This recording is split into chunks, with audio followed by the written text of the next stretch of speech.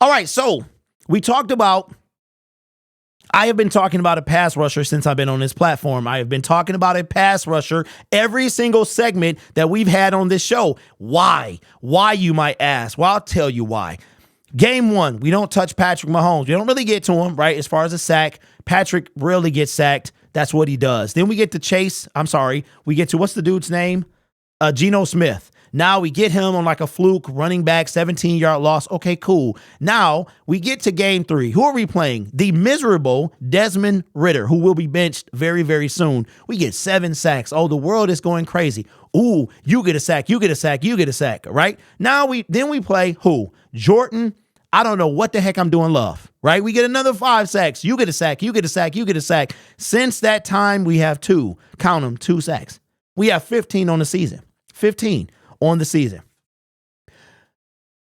You know who got a sack yesterday? We wouldn't even got a sack if Baker would have got 1 more yard on a scramble. 1 more yard, it would have been no gain. Instead, it was a sack, a loss of 1, and we have a sack. Now, you might be saying, well, somebody in my comment section was like, what would you prefer? This, blah, blah, blah, all these sacks, but we don't win, or we get this and that, and we win the game. We have 1 sack. Of course, I'm going to take a win, but what I'm saying is look at the competition that we're playing. Look at who we're playing. If we're going to battle with the big dogs, we need a defensive pass rush. We got Jerry. We just talked about, before this segment began, about the Miami Dolphins and the ability to compete with the speed of their team. If we don't touch Tua, we're not going to be able to compete. Now, what do we need to do?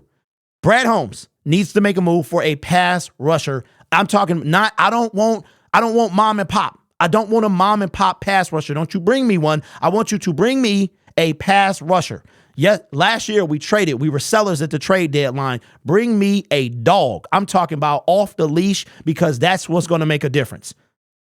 We had a Levi sighting. That is true.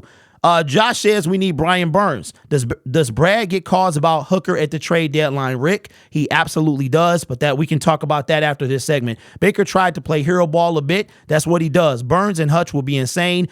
We need Young. Okay, so I'm going to ask you the question. As the trade deadline gets closer and closer and closer, teams start losing. Washington won yesterday. Carolina did lose yesterday. They're now 0-6. The Minnesota Vikings won. Okay, they're now 2-4. Who would you want? Okay, let's break them down very quickly. Max Crosby. If Max, it's not going to happen. Okay, without, everyone has a price, but Brad Holmes is not going to pay that price in draft capital and in funds. So let's check him off. He would be great, but he's unrealistic. There are 3 guys that are realistic for this team: Chase Young, Danielle Hunter, and Brian Burns. Okay. As I start to narrow them down, it's all about who loses more, who's willing to give up what. Carolina is in rebuild mode. Brian Burns is on an expiring contract. Okay. They might be likely to part, but will Brad Holmes want to pay the price? You got Danielle Hunter, had a sack yesterday. He has 7 on the season. Okay. He's expiring contract. I know we talked about him in a previous segment. Okay, but he's still a dog. Then you have Chase Young. They won yesterday. Washington is sitting at 500, somewhere around there, I believe. Will they be willing to give up any of these guys, right? We want to look for losing teams. That's probably teams that are like we were last year. But we didn't sell because we were losing. We sold because we didn't want to deal with TJ Hockenson, and we weren't going to pay him, right? So speaking of paying, there's one thing that keeps coming up. What hasn't Brad Holmes done? He has not overpaid or paid really anybody. Right? He hasn't really done. I think the highest paid Lion might be not Lion, but like contract that he's dished out is Cam Sutton. I want to say that. But I feel like for the right player at the right price at the right time, he is going to pay out. And I tell you what, if you haven't seen him and his reaction, he was at the game yesterday in the booth. He came down to the field and he high-fived Lions fans. I'm talking about dislocated shoulders. This dude is hype, which tells me this is just me doing my thing on YouTube and watching his team. I feel like Brad Holmes is in the buyer mode, and he's like, you know what? We need to get Hutchinson some help. We need to get him some help. My honest opinion is he is going to have an eye on a game-wrecking pass rusher. I would love to know your thoughts. Chase Young is going to do us a couple favors just by being where he's at. I am not sure I want to give up any capital. I would give back. This I say to Minnesota. Listen, I'd be like, look, You know, we got you with J-Mo. We got you with TJ. You know, I know you mad at us, but come on, man. Come on. Let's do this one last time. I'll get him the TJ Hawkinson pick back. 3rd round pick. If we do get a pass rusher, I would prefer Burns over Young because Chase Young seems to be more injury prone. Okay, can we do this? Did Chase Young get hurt yesterday? Did Chase Young get hurt yesterday? Because we talk about injury prone did he get hurt yesterday? Somebody tell me if you know, did he get hurt? Okay, so Chase Young did not get hurt yesterday. Injury prone.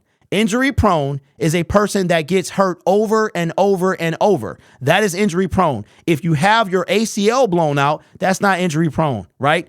By a hit or something like that. You could call Emmanuel Mosley injury prone. Game setting, I mean, it's sad, but you could call him injury prone. So Chase Young he's out for a year. He takes a full year to recover. And then the year he comes back, he's doing pretty well. And I don't know if he got any sacks yesterday or anything like that. Now, we've got the logical option is Chase. He's the youngest of the bunch. Then it's Brian Burns, and then it's Daniil. I'll tell you the truth.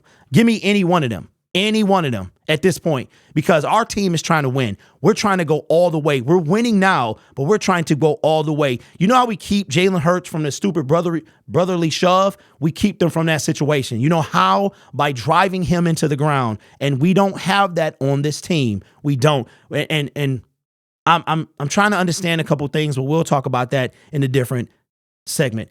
Lions have fleeced every team in their division. I'm not worried about losing draft capital. We will be fine missing a few draft picks. Job is done in the draft for the rebuild. That is true. Brad Holmes would hang out at the dollar store. They could extend, restructure Goff for maybe make a splash at the trade deadline. Jacobs was having the money out year. Grant Hill is injury prone. Minus Hutch. Any one of those bigs will be an upgrade. So my thing is this. We need somebody to help Hutch. If you look at yesterday, he was gassed. And if you take our body of work, and everybody got kind of sidetracked by the big sacks. I didn't get sidetracked because I knew who we were playing. And as I'm watching Desmond Ridder, I'm watching him hold the ball longer than Carson Wentz. And he will be out of the league very soon if he keeps doing that. So those are my thoughts. Let me know yours down below.